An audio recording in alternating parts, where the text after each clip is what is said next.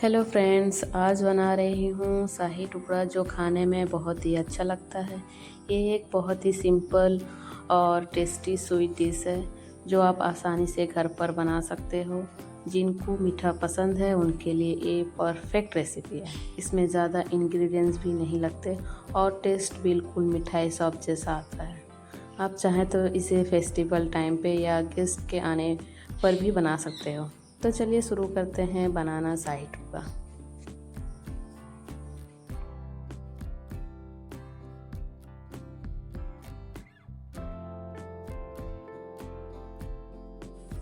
मैं यहाँ पे 1 लीटर मिल्क ली हूँ। इसे तब तक पकाना है जब तक ये आधा ना हो जाए, मतलब जब थोड़ा थिक होकर राबड़ी जैसा बन जाए। धीमी आग पर ही पकाएं ताकि टेस्ट और टेक्सचर दोनों अच्छा आए। बीच बीच में चलाते रहना है वरना नीचे लग सकता है।